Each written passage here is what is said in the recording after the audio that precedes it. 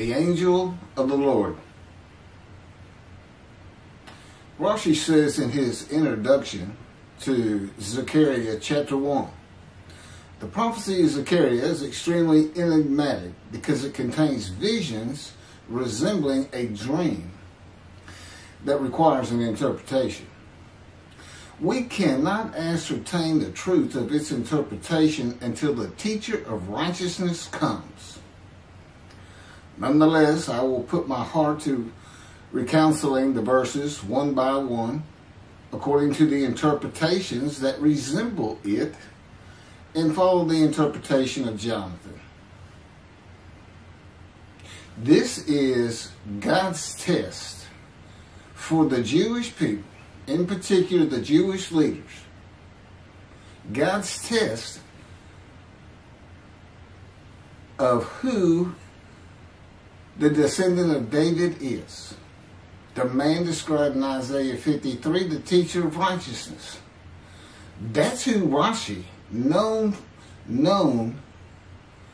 as one of the first rabbis to say that Isaiah 53 described the people, the Jewish people, as the patriarch Israel.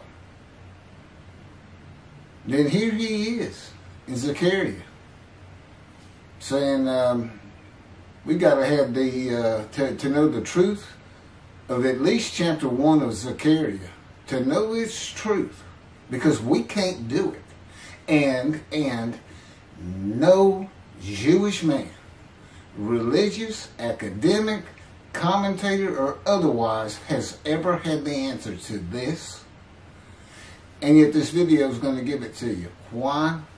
I'm a teacher of righteousness. This is Zechariah chapter 1, verses 7 through 12. That's the preamble that Rashi leads into before he starts his commentary.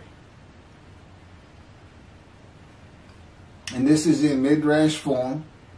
That's where I take parts of a verse and interpret each in individual segments.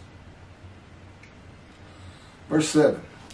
On the 24th day of the 11th month of the second year of Darius, the month of Shabbat, this word of the Lord came to the prophet Zechariah, son of Berechiah, son of Iddo. This word of the Lord. This verse continues with, in the night I had a vision, which is not a word of the Lord. The word of the Lord coming to Zechariah means the messenger of the words of God has come to Zechariah, who is the angel of God's presence, and the word of the Lord. Literally, that's his name. He has alighted upon Zechariah to bring a vision from God. Not a word, a vision. Verse 8. In the night I had a vision. I saw a man mounted on a bay horse standing among the myrtles in the deep, and behind him were bay, sorrel, and white horses. In the night I had a vision. There's a man on a horse standing in the myrtles. He is later referred to as the angel of the Lord, standing in the myrtles. The angel of the Lord alights upon and enters men, and my name, Hashem, is in him and can speak through the man. Zechariah has an angel with him who is his guide in the vision. The deep is like a valley Zechariah is looking down on, filled with myrtle trees, and then an open area below that is where the bay, sorrel, and white horses are. Verse 9. I asked, what are those, my Lord? And the angel who talked with me answered, I will let you know what they are. What are those, my Lord? Zechariah is not talking to the angel. That's an angel. It's not my Lord. Who answered, but who never lets him know what they are. he is asking the man standing among the myrtles on a bay horse about the horses in the open area and calls him my Lord. Verse 10. Then the man who was standing among the myrtles spoke up and said, these were sent out by the Lord to roam the earth. Then the man who was standing among the myrtles spoke up and said, again, this is midrash form. Okay, so the man standing in the myrtles answers the question of Zechariah, not the angel who is with Zechariah. Verse 11. And in fact, they reported to the angel of the Lord, who was standing among the myrtles. We have roamed the earth and have found all the earth dwelling in tranquility. And it's just like a dream. We have horses talking. You know, there could have been birds. Anything that can go far and go a long ways out and then come back. In this case, for this story or for this dream that was given Zechariah, it's horses. And in fact, they reported to the angel of the Lord. They who reported are the horses who have gone to and fro throughout the earth, and they spoke the report to the angel of the Lord, who was standing among the myrtles. The angel of the Lord, who was standing among the myrtles, has alighted upon and entered the man standing amongst the myrtles. The angel of the Lord is using this man as his visible presence. You cannot see the angel of the Lord. Just as he once used a burning bush for his visible presence, and God spoke through him to Moses. Not just as his visible presence, he also used the man to say, these were sent out by the Lord to roam the earth. In other words, it sounded like the answer was coming from this man. But it's coming from the angel of the Lord, and God is in that angel, his presence. Because that's the angel of his presence. You can find that in Isaiah chapter 63. I don't recall the verse. I never see anything on the angel of his presence. Wherever God's presence is, the presence that enters the temple, I never hear any mention of the angel that has to be with him. Why? It's the angel of his presence, who is the angel of the Lord. Yeah, I believe, and I'm not certain about this, but I've heard it at least one or two times, and that is Christianity believes the angel of the Lord is Jesus Christ. Thereupon the angel of the Lord exclaimed, O Lord of hosts, how long will you withhold pardon from Jerusalem and the towns of Judah, which you placed under a curse 70 years ago? Thereupon the angel of the Lord exclaimed. Okay, so the angel of the Lord exclaimed through the man. Zechariah heard the words come from the man standing in the myrtles. It is the only way Zechariah could have heard the words. The angel of the Lord can only speak to the man he has alighted upon. Ezekiel describes this as, a spirit entered into me and set me upon my feet, and I heard what was being spoken to me. O Lord of hosts, how long will you withhold pardon from Jerusalem and the towns of Judah, which you placed under a curse 70 years ago? The following verses are from the book of Isaiah regarding this curse. Isaiah chapter 43, verse 2. So I profaned the holy princes. I abandoned Jacob to proscription and Israel to mockery. That, of course, is God speaking. The profaning of the holy princesses is God's prophecy of the banishment of King Jeconiah and all his offspring from ever ruling over Judah and Jerusalem again. The line of the kings of Judah ended. The line described king by king in the first book of the New Testament of Christianity. the line of Jesus. The abandonment and mockery are God's prophecy that the northern kingdom and the southern kingdom of the Israelites would be defeated and deported from the promised land. Isaiah witnessed the deportation of the northern kingdom, but the deportations of the southern kingdom were many years after his death. This is chapter 43, verses 5 through 7. Fear not, for I am with you. I will bring your folk from the east, will gather you out of the west. I will say to the north, give back, and to the south, do not withhold. Bring my sons from afar, and my daughters from the end of the earth. All who are linked to my name, who I have created, formed, and made for my glory. Okay, this is God's prophecy that all the tribes of Israel would return from the Assyrian deportations of the tribes east of the river Jordan, that were Reuben, Gad, and the half tribe of Manasseh, and all the tribes of the northern kingdom, deported by Assyria, defeated and deported, and the Babylonian deportations of the southern kingdom. It is a prophecy that is specific to the Assyrian Babylonian exiles. This prophecy was fulfilled according to the books of Ezra and Nehemiah and their account of all 13 tribes returning to the southern kingdom of the lands of Benjamin and Judah. Jerusalem is within the lands of Benjamin, and his lands are considered part of the kingdom of Judah, since that is where the kings of Judah rule from.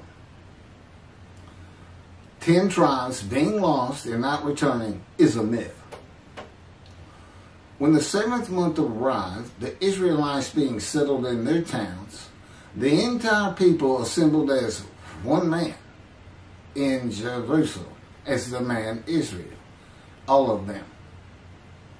When the people Israel gather as one man, it is all 12 tribes who were allotted lots of the promised land, and the Levites, they did not receive a portion.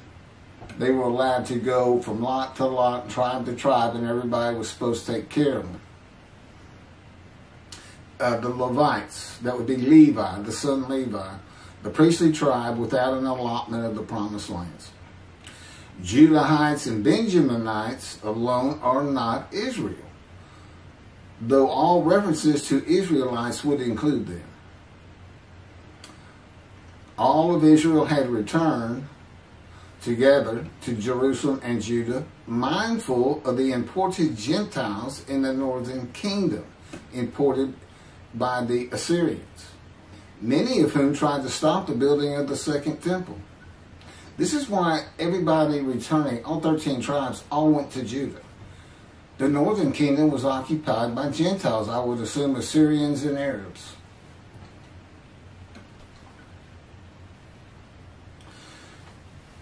This is 1 Chronicles chapter 9, verses 2 and 3.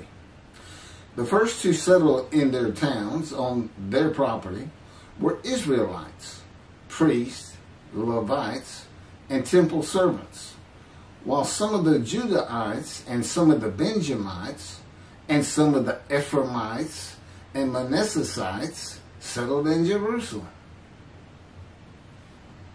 That would be Ephraim and Manasseh. Manasseh was such a large tribe, it had to be broken in. It was broken in two. Half of it set up, their allotment was east of the river Jordan by about where Edom would be. And well, that was the tribe of Gad. Not Edom, Gilead, where the Tishbite, Elijah, the Gentile, was an inhabitant. Ramoth Gilead. Manassites, Ephraimites, and Judahites were the tribes with the largest allotment of the lands of Abraham, and Jerusalem is in the lands of the Benjamites. Those are who just got mentioned. The 3 largest lot owners. Okay, Benjamin, that's where Jerusalem is. He's important. And, of course, the priests, the Levites. So Ephraim and Manasseh were not lost tribes, as many believe from writings outside of the Bible.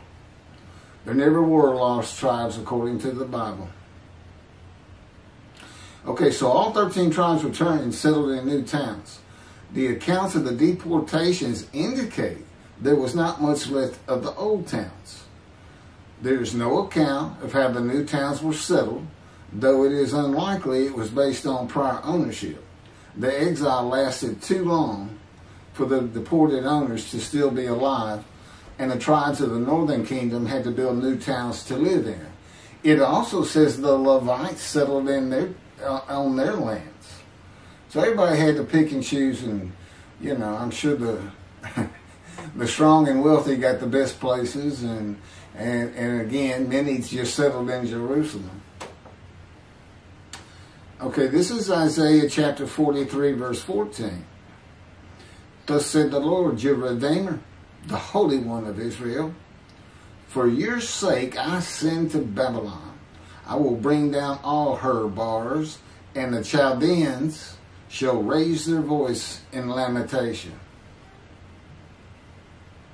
This is God's prophecy that Assyria would be conquered by the Babylonians, who were defeated by the Chaldeans. But they actually go back and forth and actually became somewhat intermingled, Chaldeans and Babylonians. And that he would raise up the Gentile anointed king Cyrus of Persia to conquer them, to clear the way for all the tribes to return. That's how he cleared the way to the desert or made rivers for them. Basically, he got Cyrus to release them.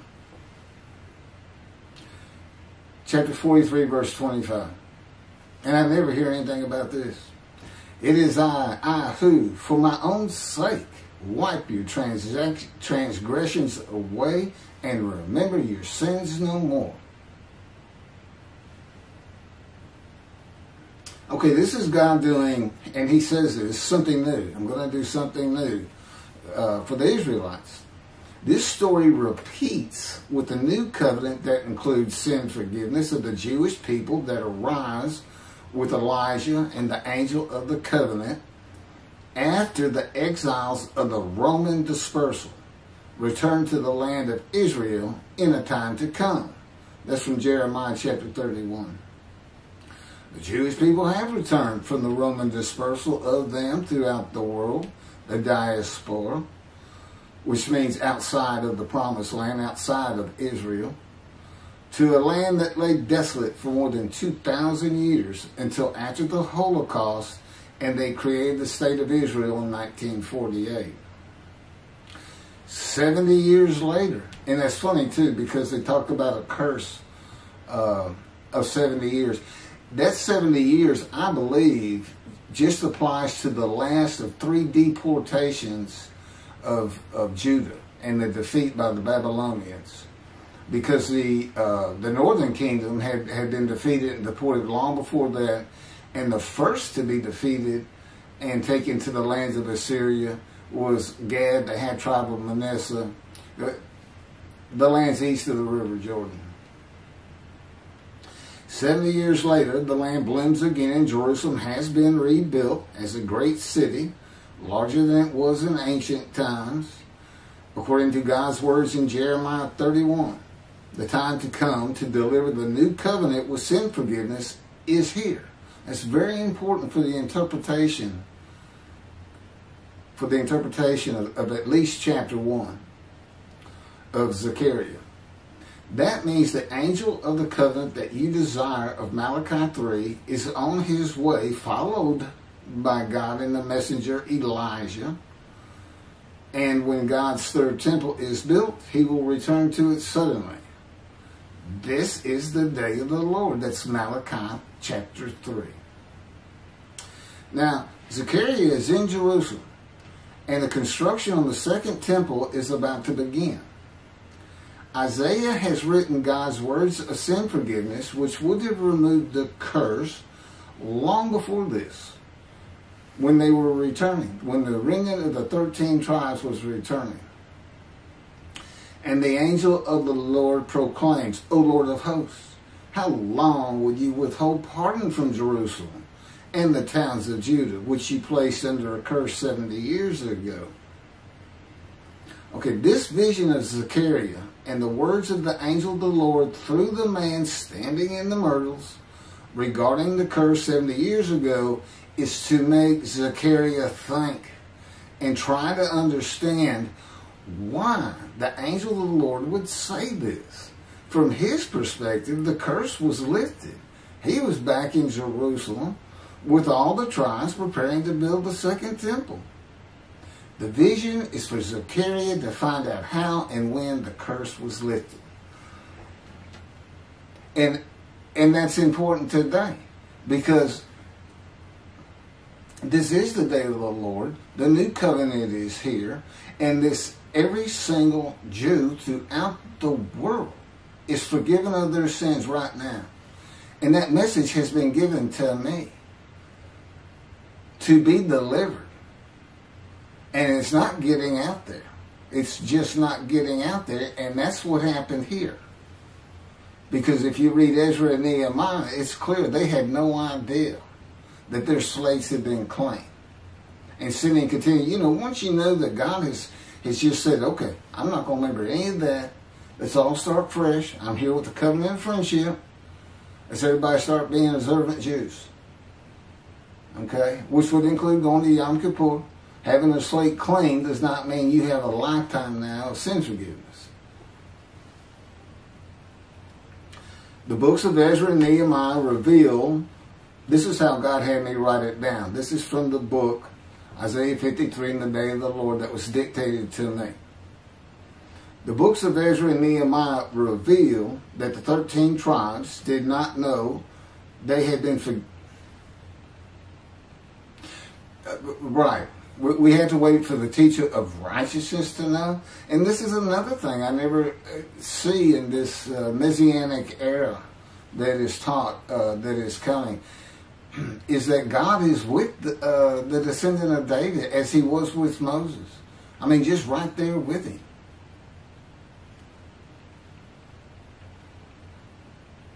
The books of Ezra and Nehemiah reveal that the 13 tribes did not know they had been forgiven of their sins to be a holy seed in the building of the second temple. If people know they have been forgiven and have a clean slate from past transgressions against God and His laws, they are more likely to stop their sinful ways and abide by His laws in the future. The scroll of Isaiah needs to be found and interpreted by Zechariah and the religious leaders so they will know of God's forgiveness of their sins. God will be returning before the temple is built. That would be the third temple, to test the devotion of His righteous servant and make him suitable for His purpose, which might prosper. That includes the building of the third temple. This would begin when His Spirit alights upon the anointed one, Moshiach. His presence with His righteous servant will be necessary for the temple to be rebuilt. Islam will not freely hand over their third most holy site to Israel and abandon the Dome of the Rock Mosque, a mosque that sits on the Temple Mount purchased by King David for God, the most holy site of the Jewish people. With God is the angel of His presence, who is already on the way. You want me to skip that? Okay, this has been covered in other videos more than once.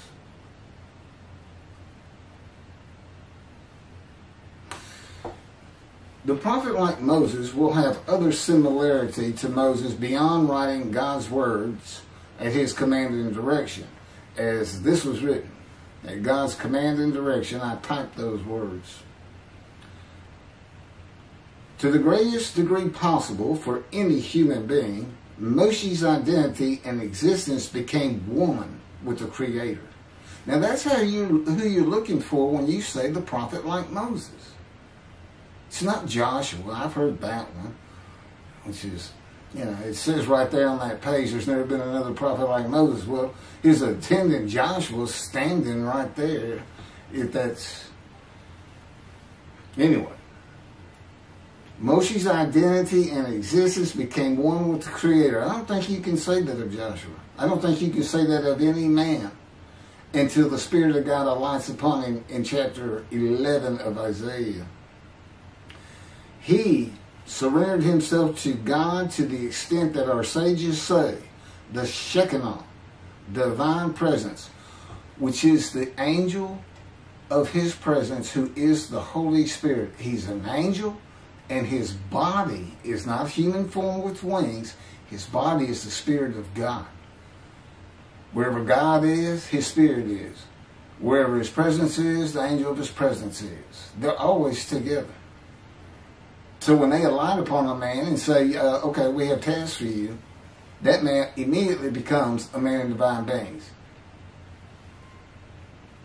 And that's the Shekinah. That's the Spirit of God and the presence of God entering into the temple, which would include the angel of his presence. The Shekinah spoke through Moshe's throat. As I have mentioned, God can speak through me. You're only going to know it, just like with the man standing in the myrtles, by the words that are spoken. Okay? Because it's my voice. But it's not me. You know, I can tell the difference. You can't, other than those would be how God would state it. And you can, if you watch closely, you can see it happen in all these videos. I mean, for the most part. Where God just, you know, he just throws out a sentence or two. And I just keep going, you know. I let him get done, and I just pick up from there. We've been working on this for over 13 years. That's from the Zohar, Volume 3, page 232a. And then it says, i.e., he was God's veritable mouthpiece on this earth. That's from the Sefer Hashikos 5749, Volume 1, page 290, in a footnote. The prophet, like Moses, will also have the answer to these questions. Quote, the great Jewish philosophers try to understand the question of how Moses heard God literally. Some insisting that God spoke actual words and Moses heard them with his ears, while others suggest that God's speech was communicated silently to Moses' intellect and only uttered in sound by Moses himself. Maimonides, Rambam, even as he affirmed the communication between God and Moses as a fundamental Jewish belief, ultimately conceded the mysteriousness of that process. The entire Torah reached Moses from God in a manner which is figuratively described as speech, but no one has ever known how that took place except Moses himself, whom that speech reached. That's commentary on the Mishnah, Sanhedrin, Chapter 1. Well, I have the answers, and I've been telling you the answers. God is in his Spirit. Spirit enters into you, because we find it in Ezekiel. There's where God tells you. God was telling Ezekiel, Ezekiel, get up on your feet.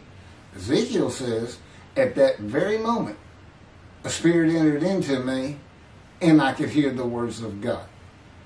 There it is. When he enters him. Now, he's not hearing that through his ears. There's the first question answered. It's not to your ears. And there is a silent knowing. That's what we call it, what God has taught me. Now, generally, I just hear words as though they came in through my ears and they're in my mind, as though my eyes and my ears have perceived. But he can put just knowledge into my mind without uttering a word. And it's kind of can be pointed out easiest with when he comes to a man, and like he came to Samuel, and Samuel just says, here I am. It's as though before he speaks to you, and this is what happened with me, he put in a knowledge in my mind that the God of creation was about to speak to me.